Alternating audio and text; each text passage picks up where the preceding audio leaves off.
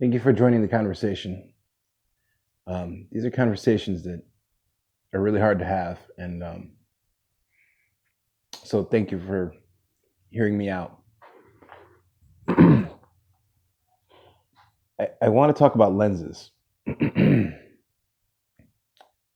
Lenses, the way that we see things, and the way that others see things. Um, I'll start with an analogy. I guess, like an analogy, I guess. I had when I worked. I used to work security for a local hospital, and there was another guard there that he and I were good friends, and we had went to school together, and knew who each other was, and so when we started working together, we just clicked. We just clicked, and whenever we worked together, the amount of incidents at the hospital went down. And it's not from not filing paperwork or something like that. No, they legitimately went down. We just worked really well together. But the key to how we worked well together had to do with not what we had in common, but what was different. We had comparable upbringings. Comparable, it's a good word. And but just different lives, of course. Those differences just change, just matter how we see the world differently. And when it came to the job, we had the same job to do. We had the same policies, the same things we had to do. Our approach was different from how we thought of things. It was his desire to be a cop. He desired to be a cop. He wanted, with all his heart. I didn't want to be a cop. In fact, my father used to tell me, like, you don't want to be a cop. No, like, okay, I don't want to be a cop. In fact, when I took the job for security, I felt weird because I never saw myself doing anything like that. So we just kind of had two different ways of looking at things, two different ways of approaching. So when it came down to the job, he approached it from the law enforcement way of doing things, like the mentality of law enforcement. How to make this secure. How can I make this more secure? How can I make this more secure? I had a totally different way of thinking.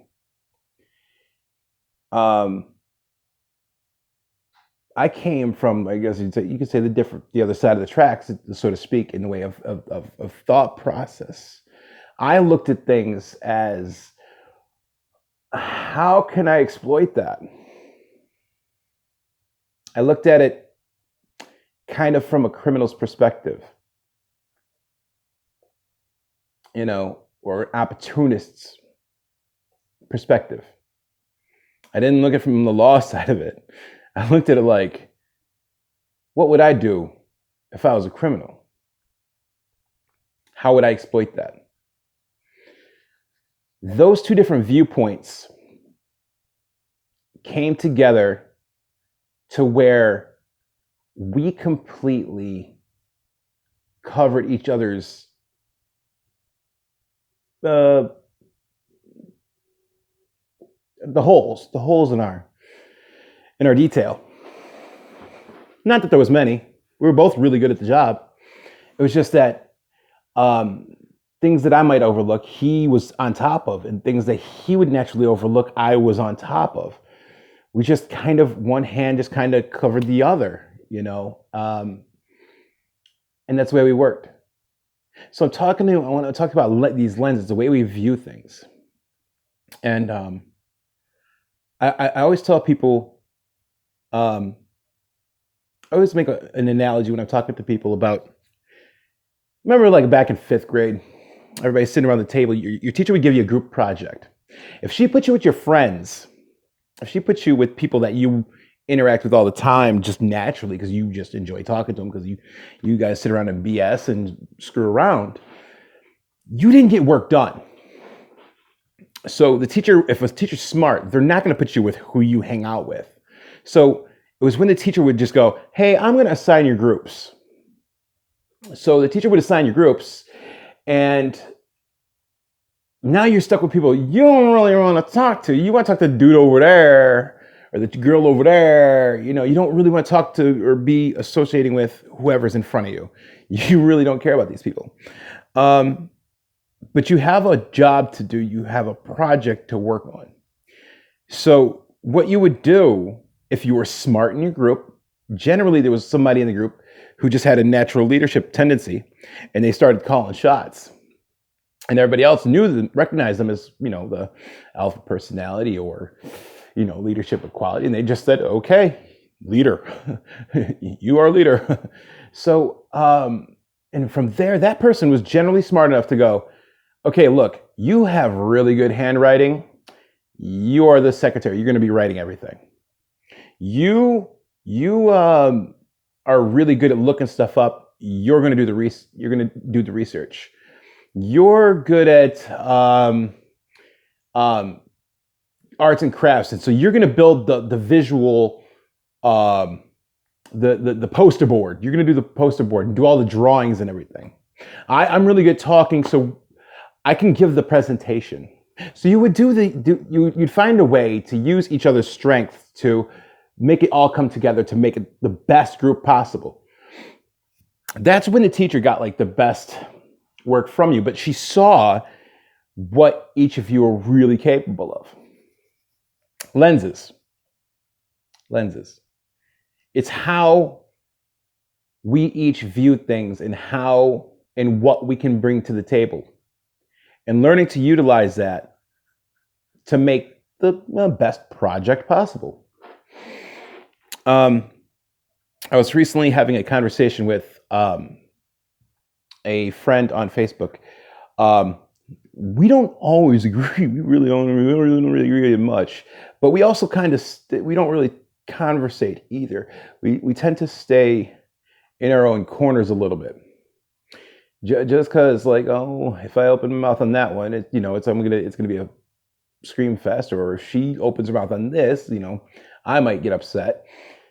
We kind of stay to our own corners. But I had made a post about George Floyd, and I'd asked a question. What law or policy could have saved George Floyd's life? For me, the way I see it, I don't think there's really an answer. It was a way to start the conversation. That's what's starting this conversation. That is what started this conversation. And me sitting here in front of you and talking about how we can get the conversation going to change what's going on for Black Americans in America. So that was the conversation we're having, and it was a great conversation on Facebook. It was a great thread. It was 60 something posts, something like that. And probably it's still coming in, so I'm still getting messages from it. But she and I had a great conversation. And she was responding to somebody else, and I said, he just has a different lens that he's looking through. And she came on back and basically said that you can't look at the George Floyd's death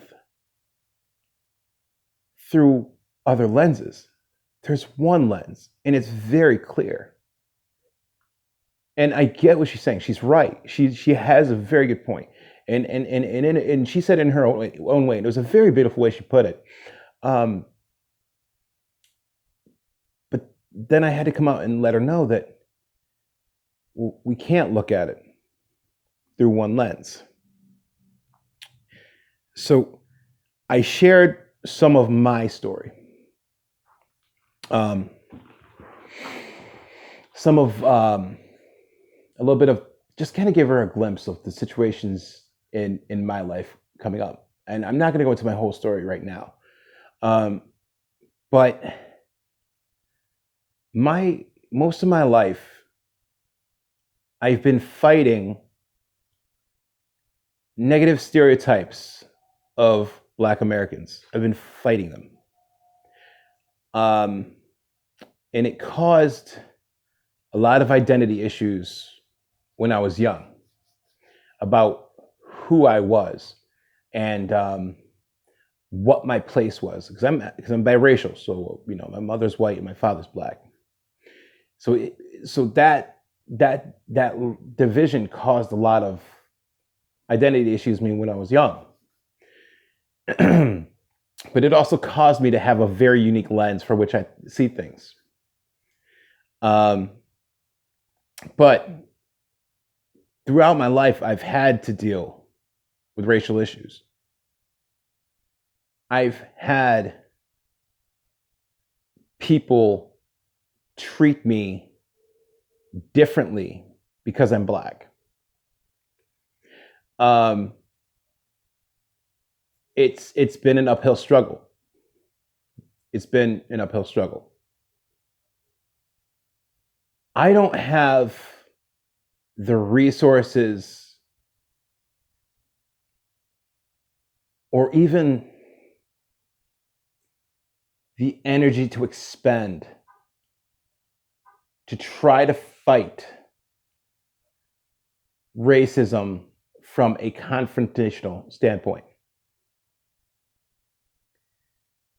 And the problem with doing it with a confrontational standpoint was that it always caused the other person to dig their heels in and to fight back.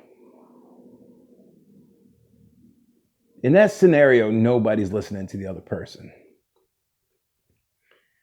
Nobody's taking the moment to look through each other's lens, to put our heads together and try to come up with a better way to deal. A lot of the instances that I've had to deal with were at work, or where I've had to parlay, for lack of a better word, with somebody who feels a certain way. The fact is, I have a job to do. You have a job to do with me. We can hate each other's guts,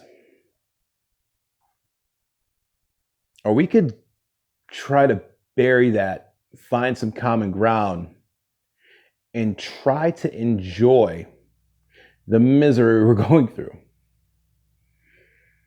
So my approach was always to try to understand legitimately what the other person feels or sees. I need to understand their view. I need to look through their lens and see how they see things. When I do that, that gives me the opportunity to hear what they have to say and filter it through that lens. And it allows me to find the common ground with myself, of which we can start working on a relationship. And generally in doing that, when I set that common ground, when I'm like, you know, when they're like, I don't know, you know, they like country music. Dude, I like Garth Brooks. I like Zach Brown. I like country music too. I'm a musician. I love music. So when we start talking country music, it's now like on their, it's kind of their world. It's kind of what, they're feeling comfortable because I'm interacting with them in their safety, their safety zone. They don't feel uncomfortable talking to me, being Black, because I'm meeting them in a place that they completely and safely understand. I'm not trying to yank them out of that. I'm going in there to meet them there. And that's where we can find that common ground. But then from there, I start sharing things like fishing stories. And trust me, they got some dang fishing stories. We start talking tips and tactics, or we start talking music. But you wouldn't believe how many guys I'm talking to that are diehard strict country fans, and we start talking, and then they start talking Ray Charles with me. Yeah, man, that's what I'm talking about. We find that common ground. So once I get that common ground, it's a lot easier for them to find trust and feel trust with me, that they can start sharing, but then they can start asking me about my world. And they start walking into me to understand my view on things. These are the type of conversations we need to be having. These are the ways that we need to start bridging the gap between us. It's hard to do because it takes for me to risk who I am for a moment. And I don't want to say risk. Risk's not the word. I want to say it takes for me to put down my guns, to put down my armor, to put down my sword, and to open myself up and be vulnerable and allow this, and step out in trust before this other person puts down their weapons and their shields and steps out in vulnerability. I have to do it first. And I'm okay with that. But it all starts with looking through their lens and trying to see how they understand things. Let's go to the political realm for a minute. I'm not going to get too crazy on politics, but if you are, let's say, with the big argument, liberals and liberals and conservatives, they can't stand how each other operates. And what you see when you're watching, I don't know, like a liberal news personality, is they will steel man their argument, but straw man the argument of the conservative. And the conservative will do the same thing. Like the conservative news anchor will steel man their argument and then straw man the liberal argument.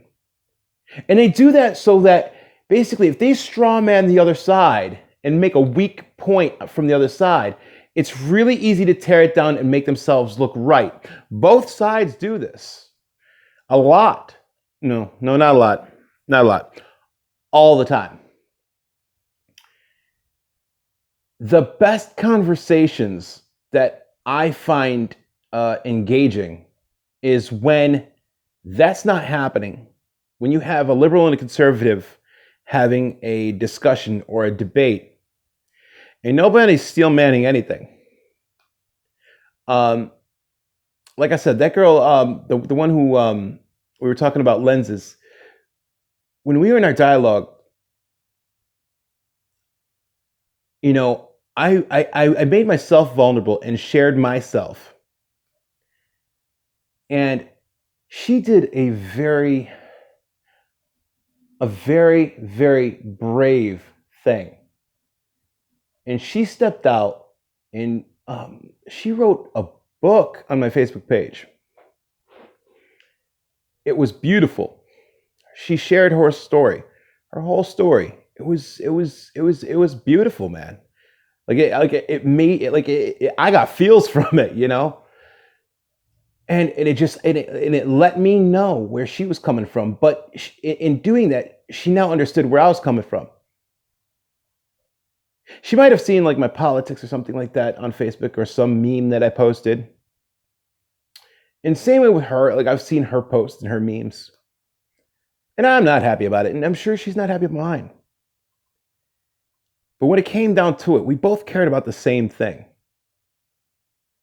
We both wanted to know what we could do. And that's the conversations we need to be having. These hard conversations. So we need to. I want to ask you to try to take what somebody else is saying that you disagree with, and instead of getting enraged or upset or angry that they're not seeing your way, I want you to go the extra mile, make yourself vulnerable, and really try to understand where they're coming from and the root of where they're coming from.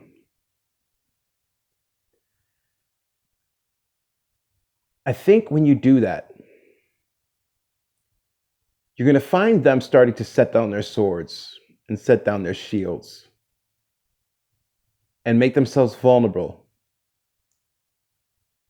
and allow you to influence them and share yourself with them.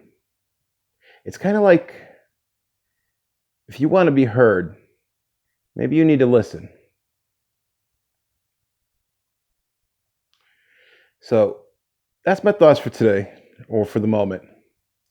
And thank you again for joining the conversation. And please interact, engage, like, comment, subscribe. And maybe we can make something happen. Maybe we can make a difference. Thank you.